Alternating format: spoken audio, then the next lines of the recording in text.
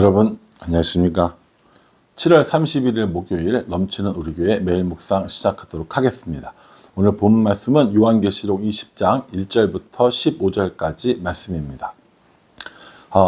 오늘 단기 선교팀은 일본으로 출발합니다. 6시 25분, 아침 6시 25분 비행기이거든요. 이 매일 묵상이 열리는 시간이 새벽 5시니까 아마 여러분들이 이 묵상을 보고 있을 때쯤이면 일본 가는 비행기를 타러 공항에 갔던지 비행기 아니던지 아니면 일본에 도착했을 겁니다. 공항에 도착하자마자 이제 그 하카타라고 하는 후쿠오카에 있는 기차역으로 가서 거기서부터 기차를 타고 쭉 출발하게 됩니다. 오사카를 들리고요.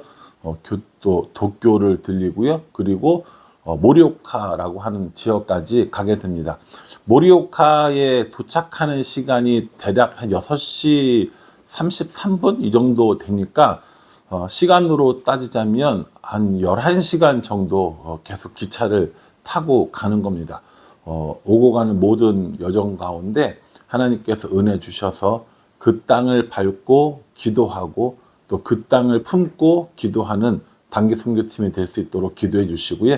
안전하게 다녀올 수 있도록 기도해 주시기 바랍니다. 이 영상은 미리 녹화를 해 놓고요. 여러분 단기 선교 기간 동안에는 또 일본 에디션을 또 찍을 수 있도록 저도 애쓸 테니까 여러분들도 이 묵상 계속해 주시기를 부탁을 드리겠습니다. 이제 20장에 들어왔어요. 요한계시록 22장까지 있기 때문에 20장이면 거의 다 이제 마무리되어 가는 것이죠. 우리가 앞서 살펴보았던 이 두 짐승과의 어떤 이런 대결, 전쟁 이런 것들은 이제 끝이 났고요. 마지막 최후에 남아있는 한 그 마지막 우두머리 있는 것이죠. 그 우두머리가 용이고요. 그 용은 마귀이며 사탄을 의미하는 거라고 했습니다. 그래서 오늘 그 최후의 전쟁에 대해서 한번 살펴보고자 합니다. 1절에 보면요. 또 내가 봄에 천사가 무저갱의 열쇠와 큰 쇠사슬을 그의 손에 가지고 하늘로부터 내려와서 이렇게 얘기합니다. 전쟁이 시작되는 것이죠. 이제 이번 전쟁의 대상은 누구냐면 2절에요. 큰 용을 잡으니 곧 옛뱀이요 마귀요 사탄이라 잡아서 1000년 동안 결박하여 이렇게 얘기합니다. 용을 잡아서 다시 말해서 사탄이며 마귀인 이 악의 우두머리를 붙잡아서 무저갱에 넣고 1000년 동안 둡니다. 1000년 동안 갇히게 되는 것이죠. 여기서 1000년이라고 하는 것은 1년, 2년, 3년, 4년 이렇게 1000년이 아니라 굉장히 긴 시간을 의미하는 거겠죠. 이 긴 시간 동안 잡혀 있다가 마지막 때에 어떻게 되냐면 잠깐 풀려나게 됩니다. 3절에요. 무저갱에 던져 넣어 잠그고 그 위에 임봉하여 1000년이 차도록 다시는 만국을 미혹하지 못하게 하였는데 그 후에는 반드시 잠깐 노일이라 이렇게 얘기합니다. 1000년 동안 이렇게 임봉하여서 무저갱에 갇혀 있다가 마지막 때에 잠깐 놓이게 되는 거예요. 그 잠깐 놓이는 그 순간에 뭐 하냐면 악한 사람들을 더 악하게 또 선한 사람들을 이렇게 미혹하는 이러한 역할들을 이 용이 맡게 되어진다라는 것이죠. 그러니까 이 악한 무리일지라도 결국 누구의 섭리 안에 있는 거예요? 하나님의 손 안에 있게 된다라는 겁니다. 이제 사탄은 자신의 할 일을 하기 위하여 1000년 동안 임봉되어져서 이제 갇혀 있을 것이고요. 또 그 사이에 어떤 일이 일어나는가? 4절부터 나와 있는 6절까지의 말씀은 천년 왕국이라고 불리는 것입니다. 이 천년 왕국에 관한 해석은 굉장히 많이 있다라고 말씀을 드렸고요. 전에 한번 설교 시간에도 이야기를 했었습니다. 천년 왕국이라는 것은 예수님이 오셔서 다스리는 그 세계, 그리고 예수님 혹은 예수님이 이 땅 함께 하시면서 이루어지는 완벽한 나라를 말하는 겁니다. 어쨌든 이 천년 왕국은 하나님이 다스리는 가장 완벽한 세상을 말하는 거거든요. 이 천년 왕국이 천년 동안 갇힌 뱀과 같이 1000년의 숫자가 아니라 굉장히 오랜 시간, 그리고 하나님께서 통치하는 왕국을 말하는 건데, 세 가지로 말씀드린다고 했어요. 후천년설, 그리고 무천년설, 전천년설 이렇게 있다고 얘기했습니다. 후천년설은 뭐냐면 예수님께서 천년 왕국이 있은 다음에 예수님께서 재림하신다는 겁니다. 그러니까 천년 왕국이 먼저 있고 천년 왕국 후에 예수님께서 재림하신다라고 하는 것이 후천년설이고요. 무천년설은 뭐냐면 예수님의 초림과 재림 사이, 지금의 교회 시대가 천년 왕국의 시대다라고 얘기하는 거고요. 전천년설은 예수님께서 재림하시기 전에 천년 왕국이 예수님이 재림하신 후에 천년 왕국이 있다는 거죠. 그러니까 천년 왕국 전에 예수님이 재림하신다라는 것을 의미하는 겁니다. 예수님의 이 재림을 기준으로 해서 예수님께서 언제 재림하셔서 어떻게 어느 기간을 다스릴 것인가를 의미하는 거죠. 후천년설은 좀 설득력이 떨어진다고 많은 사람들이 이야기하고요. 무천년설이나 이 전천년설이 학자들의 많은 지지를 받습니다. 근데 문제는 뭐냐면 이 천년 왕국이 언제인가를 계산을 해서 예수님이 언제 오신다라고 이렇게 판단하려고 하는 건 이 요한계시록에서 이야기한 천년 왕국의 실제는 아닙니다. 그걸 원해서 천년 왕국을 이야기해 준 게 아니라는 거예요. 다만 분명한 것은 하나님께서 다스리는 그 천년 왕국의 시기가 있다라는 것이죠. 우리 입장에서 볼 때 사실 천년 왕국은 굉장히 우리에게는 긴 이 시간들이란 말이에요. 우리는 되게 짧은 인생을 살아가는 사람들이고요. 우리도 하나님의 시간 안에, 하나님의 이 통치 안에 있으면 되는 것이지, 지금이 천년 왕국인지 아니면 예수님께서 뭐 재림하기 전에 있을지 후에 있을지 이걸 따지는 것보다 오늘 우리는 하나님의 통치 안에 살고 있느냐, 이걸 따지는 게 훨씬 더 중요하다라고 이야기했습니다. 이렇게 천년 왕국이 지나고 나면 마지막에 사탄과의 마지막 전쟁이 일어납니다. 7절에 보면요. 천년이 참에 사탄이 그 옥에 놓여서, 이렇게 얘기하거든요. 천년이 찾고 이 사탄이 옥에서 놓여서 어떻게 합니까? 이제 최후의 발악을 하는 겁니다.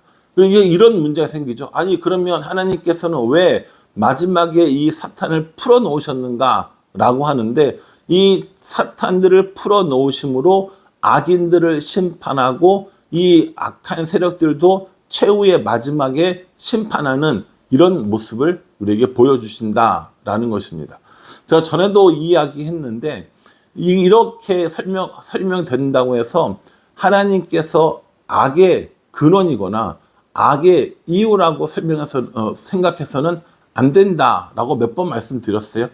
하나님께서 이 악한 자들을 심판하는 일에 사단을 이용하신 것이지, 하나님께서 이 사단을 악하게 만들었거나 이 악한 사탄을 통해서 사람들을 괴롭게 하거나 이런 분은 아니시라는 거예요. 멸망당할 자들, 미혹당할 자들을 사탄으로 하여금 심판하게 하시는, 그래서 그 악의 모든 무리들을 물리치시는 이런 일들을 하신다라는 것이죠. 이렇게 천년왕국 시대가 지나가고 이 사단이 마지막 최후의 전쟁을 하고 난 다음에는 이제 어떤 일이 생기느냐, 마지막 심판이 있게 됩니다. 11절에요. 또 내가 크고 흰 보좌와 그 위에 앉으신 이를 보니 땅과 하늘에 그 앞에서 피하여 간데 없더라, 이렇게 얘기합니다. 이거 우리가 흔히 예전에는 백보자 심판이라고 했습니다. 우리가 받아야 할 최후의 심판인 것이죠. 이 최후의 심판은 어떻게 진행되어지는가? 12절에 보면 또 내가 보니 죽은 자들이 큰 자나 작은 자나 그 앞에 서 있는데 책들이 펴 있고 또 다른 책들이 펴져 있으니 곧 생명책이라.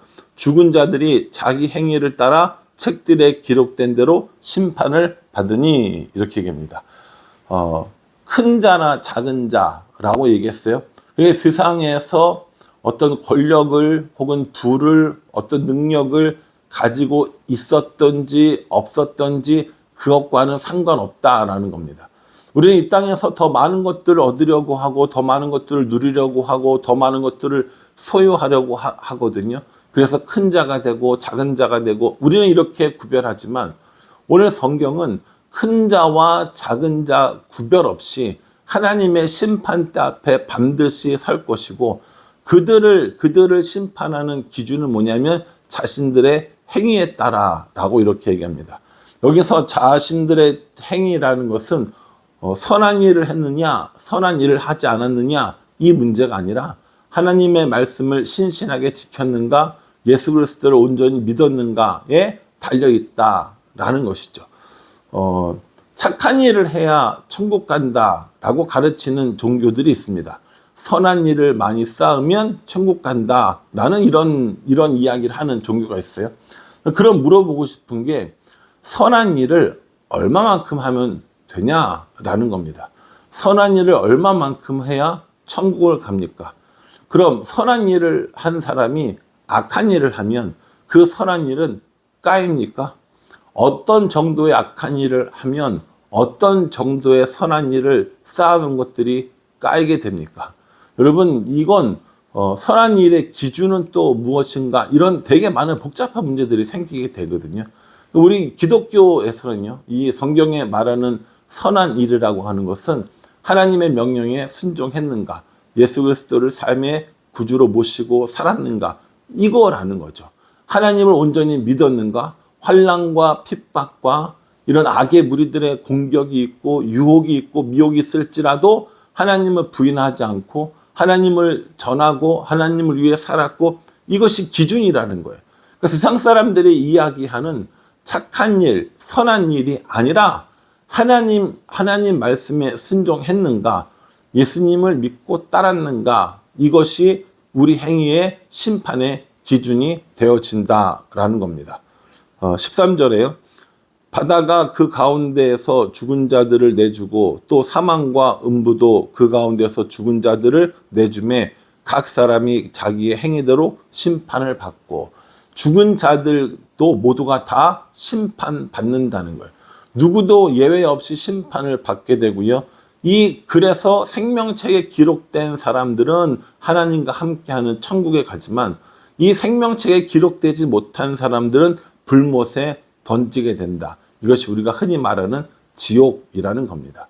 그래서 우리는 이 최후의 심판 앞에 서서 분명히 하나님 앞에 우리의 행위대로 우리의 믿음대로 심판받게 될 것이다 라는 겁니다.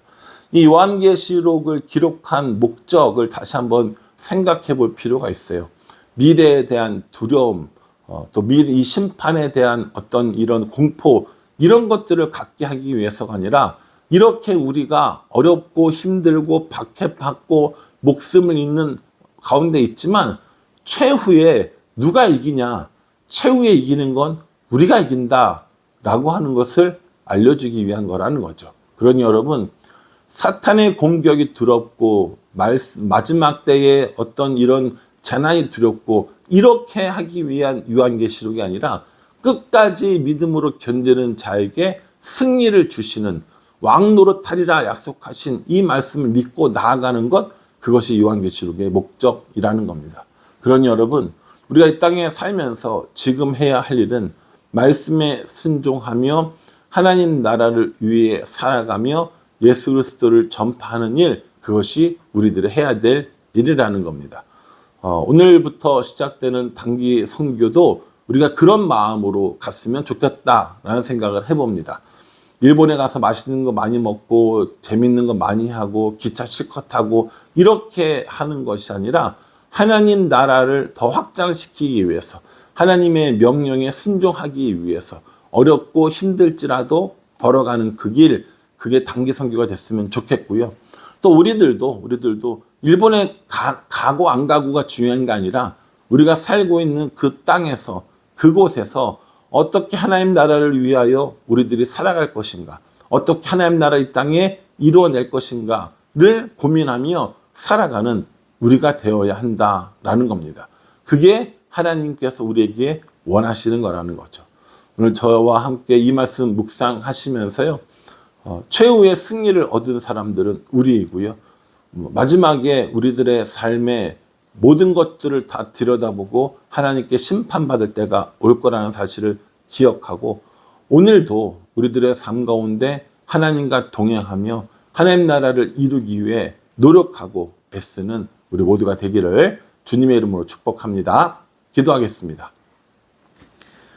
하나님, 오늘 이 말씀을 묵상하면서 심판에 대한 두려움을 가지는 것이 아니라 최후 승리에 대한 소망을 가지는 우리가 되기를 원합니다. 모든 사람의 행위대로 보신다 하셨사오니 우리들의 모든 삶의 행위가 하나님과 동행하며 말씀에 순종하며 하나님 나라와 의를 위해 살아가는 우리가 될 수 있도록 은혜 베풀어 주시옵소서. 예수님의 이름으로 기도합니다. 아멘. 여러분 이 말씀 기억하시고 또 묵상하시면서 최후의 승리를 소망하며 살아가는 우리 모두가 되기를 간절한 마음으로 기도하겠습니다. 감사합니다.